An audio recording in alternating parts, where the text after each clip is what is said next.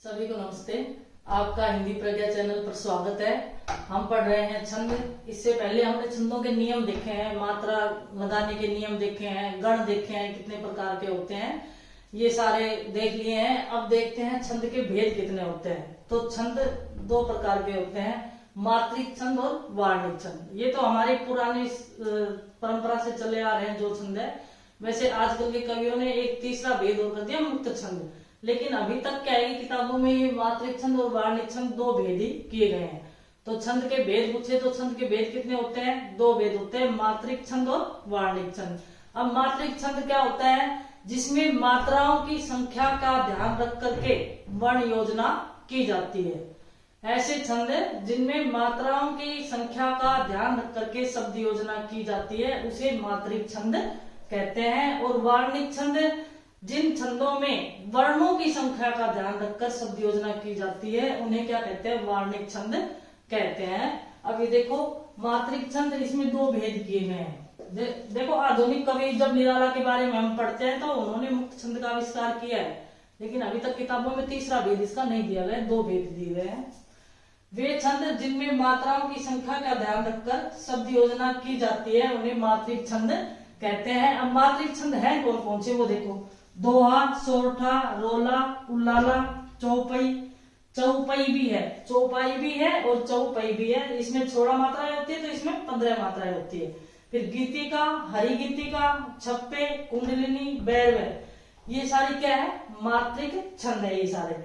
और वे छंद जिनमें वर्णों की संख्या का ध्यान रखकर शब्द योजना की जाती है उन्हें वार्णिक छंद कहते हैं। वार्णिक छंद मुख्यतः कविता नहीं, अभी कविता ही है।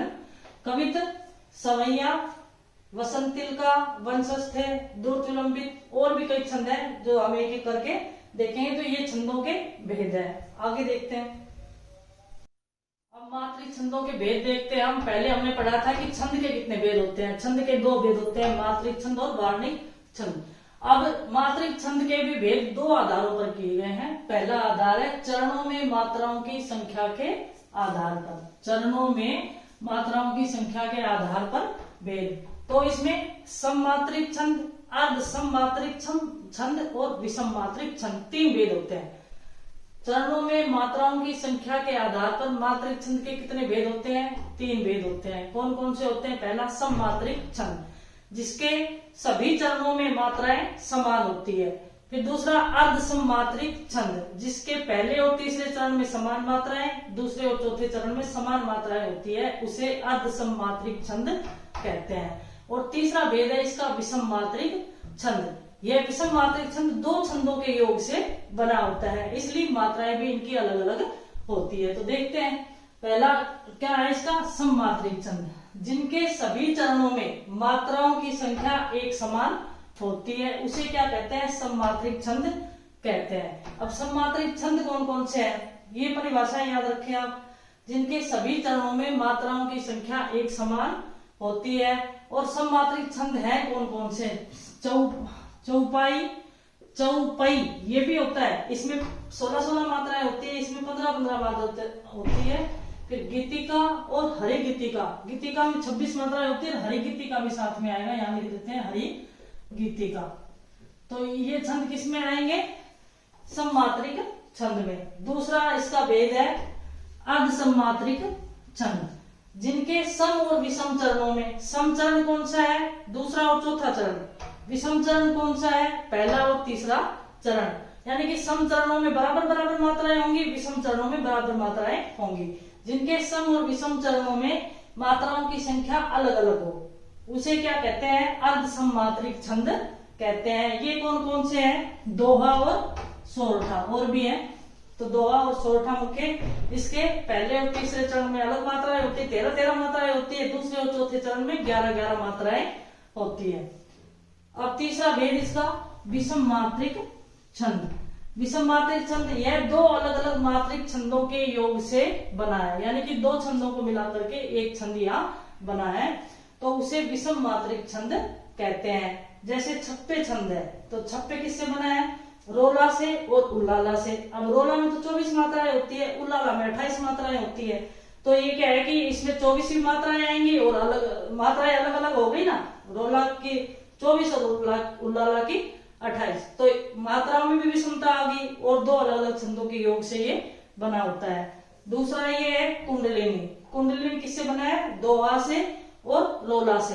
अब दोहा में भी मात्राएं तो टोटल 24 ही होती है, 13 और 11 के क्रम से, और रोला में भी 13 और 11 के क्रम से होती है, लेकिन वो पहले और तीसरे चरण जो चरण के अनुरूप इनमें परिवर्तन हो जाता है, तो वहां पर विषम मात्रिक छंद होता है। एक बार फिर देख ले, चरणों में मात्राओं की संख्या के आधार पर 3 भेद होते हैं, सम मात्रिक छंद, अर्ध सम मात्रिक छंद और विषम मात्रिक छंद। ये भी ध्यान रखें कि सम मात्रिक छंद कौन कौन से हैं? चौपाई, चौपई, गीतिका, हरि गीतिका है। अर्ध सम मात्रिक छंद जिनके सम चरणों में समान मात्राएं, विषम चरणों में समान मात्राएं, दो तरह की मात्राएं होगी ना, तो वहां पर अर्ध सम मात्रिक छंद होता है, और इसमें दोहा, सोरठा आदि छंद होते हैं, जैसे उल्लाला भी आएगा इसमें भी, लेकिन ये इसमें सम्मिलित है, इसका मतलब ये नहीं है कि इसमें नहीं आएगा। विषम मात्रिक छंद दो अलग अलग मात्रिक छंदों के योग से बना है, उसे विषम मात्रिक छंद कहते हैं, जैसे छप्पे और कुंडलिनी। आगे अब इसका दूसरे आधार पर और वर्गीकरण देखते हैं, फिर हम छंद पढ़ना शुरू करेंगे। मात्रिक छंद का दूसरा भेद देखते हैं, एक पंक्ति में मात्राओं की संख्या के आधार पर। पहले हमने देखा था एक चरण में मात्राओं की संख्या के आधार पर, अब एक पंक्ति में मात्राओं की संख्या के आधार पर कितने भेद होते हैं? 2 भेद होते हैं, और एक चरण में मात्राओं की संख्या के आधार पर 3 भेद हुए थे, जो हमने पहले देख लिए, सम मात्रिक छंद, अर्ध सम मात्रिक छंद और विषम मात्रिक छंद। और ये इस आधार पर एक पंक्ति में मात्राओं की संख्या के आधार पर छंद के कितने भेद होते हैं? 2 भेद होते हैं, साधारण मात्रिक छंद और दंडक मात्रिक छंद। अब साधारण मात्रिक छंद किसे कहते हैं? वे मात्रिक छंद जिनकी एक पंक्ति में 28 से अधिक मात्राएं होती है, 28 तक, अब 28 तक यानी 28 से ज्यादा नहीं, 28 तक होती है, उन्हें साधारण मात्रिक छंद कहते हैं। वे मात्रिक छंद जिनकी एक पंक्ति में 28 तक मात्राएं होती है, 28 से ज्यादा नहीं होनी चाहिए, 28 तक होती है, उन्हें साधारण मात्रिक छंद कहते हैं। कौन कौन से छंद हैं ऐसे जिनकी एक पंक्ति में 28 से कम मात्राएं, 28 या 28 से कम मात्राएं होती है? तो देखो ये दोहा है, इसमें 24 मात्राएं होती है, चौपाई है, इसमें कितने 16 मात्राएं होती है, चौपाई में 15 मात्राएं होती है, गीतिका इसमें 26 होती है, हरि गीतिका 28, ये भी इसी में आएगा क्योंकि 28 तक तो मानना है ना, 28 मात्राएं होती है। सोरठा और रोला इनमें 24 मात्राएं होती है। तो इस प्रकार से जिसमें 28 तक मात्राएं होती है वो कौन सा छंद कहलाता है? साधारण मात्रिक छंद। फिर दूसरा है दंडक मात्रिक छंद, वे मात्रिक छंद जिनकी एक पंक्ति में 28 से अधिक मात्राएं होती है, 28 से ज्यादा मात्राएं होती है, उन्हें क्या कहते हैं? दंडक मात्रिक छंद कहते हैं। इस संख्या में कम है, जैसे वीर छंद है, ठीक है, वीर छंद है वो दंडक मात्रिक छंद में आएगा, ये आपको ध्यान होगा। अब हमने मात्रिक छंद के भेद 2 आधारों पर पढ़े हैं, पहले चरणों में मात्राओं की संख्या के आधार पर और एक पंक्ति में मात्राओं की संख्या के आधार पर 2 भेद हमने पढ़ लिए हैं। चरणों में मात्राओं की संख्या के आधार पर कितने भेद हुए थे? 3 भेद हुए थे। कौन कौन से थे? सम मात्रिक छंद, अर्ध सम मात्रिक छंद और विषम मात्रिक छंद। अब एक पंक्ति के आधार पर, पंक्ति में मात्राओं की संख्या के आधार पर कितने भेद है? 2 भेद है। साधारण मात्रिक छंद जिसमें 28 तक मात्राएं होती है वो साधारण मात्रिक छंद, और जिनमें 28 से अधिक मात्राएं होती है वो दंडक मात्रिक छंद कहलाता है। तो ये हमने मात्रिक छंद के भेद देखे हैं। अब देखते हैं हम छंद।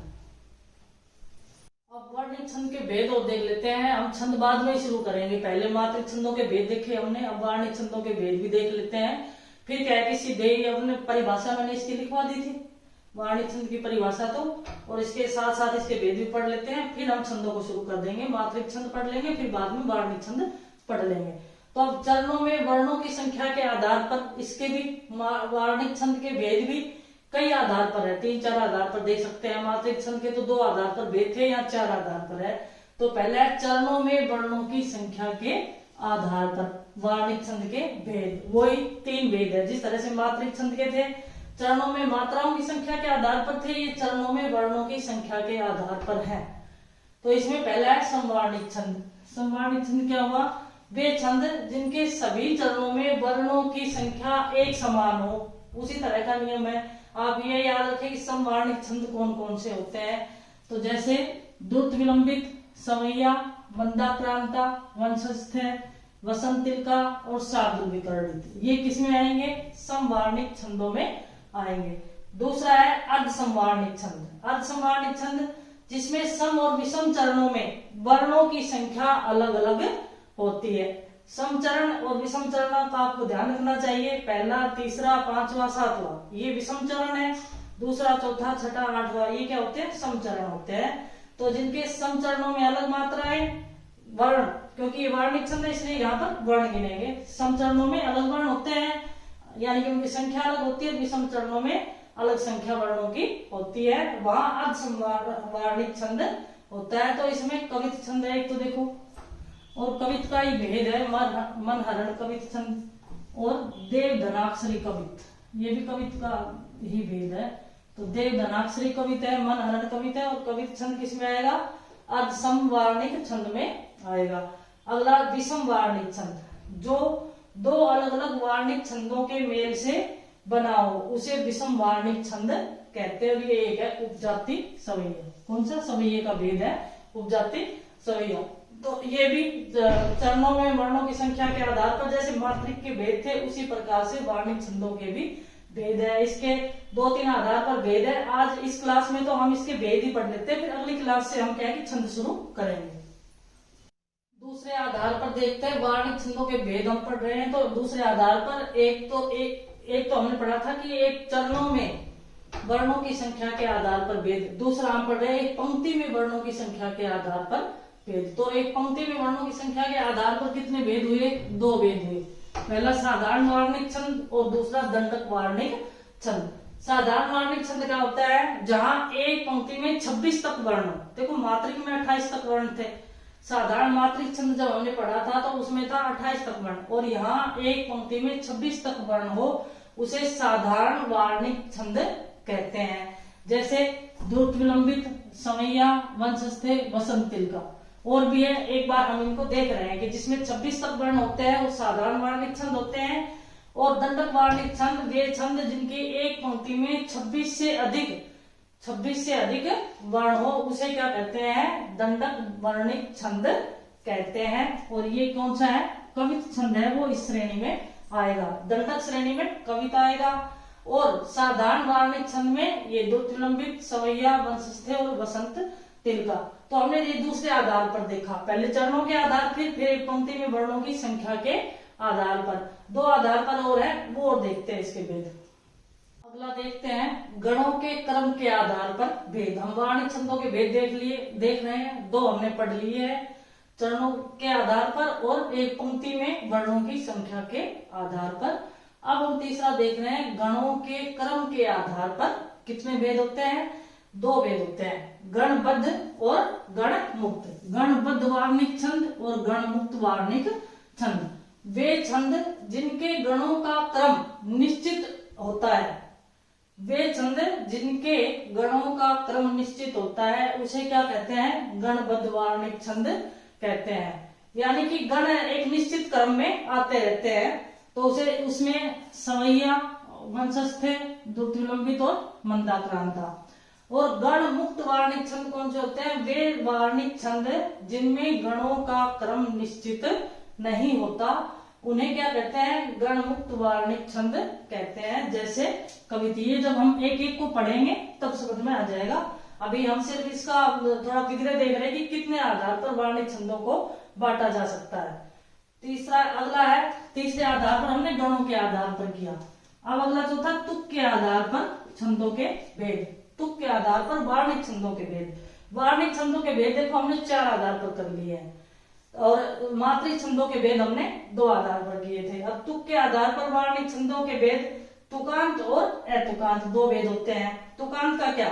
जहां पर कोई भी जब हम कविता पढ़ते हैं उसके चरण के अंत में जहां पर तुक मिलती है वो तुकांत, और चरणों के अंत में जहां पर तुक नहीं मिलती उसे अतुकांत कहते हैं। देखो तुकांत, चरणों के अंत में तुक मिलती हो वो क्या कहलाते हैं? वो कवित और सवैया, ये क्या कहलाते हैं? तुकांत कहलाते हैं। और अतुकांत वे छंद जिनके चरणों के अंत में तुक नहीं मिलती उन्हें अतुकांत छंद कहते हैं। तो ये हमारा एक वर्गीकरण पूरा हुआ है कि हमने वार्णिक छंद के भेद कितने आधारों पर किए जा सकते हैं, मात्रिक छंदों के भेद कितने आधार पर किए जा सकते हैं, हमने अभी तक ये देखा है। अब अगली क्लास में हम शुरू करेंगे दोहा से, जितने भी छंद मात्रिक छंद है पहले मात्रिक छंदों से ही शुरू करेंगे, फिर वार्णिक छंदों पर आएंगे। तो आपको समझ में आया होगा। ये विग्रह करना भी आपको आना चाहिए, पता होना चाहिए किस किस आधारों पर हम वर्गीकरण इनका कर सकते हैं। आगे हम देखेंगे अगली क्लास में, हम अब मात्रिक छंदों को पढ़ेंगे पहले। और धन्यवाद सभी को। नहीं समझ में आया तो आप बार बार इसको रिपीट करके देख सकते हैं, तो समझ में आ जाएगा। धन्यवाद सभी को।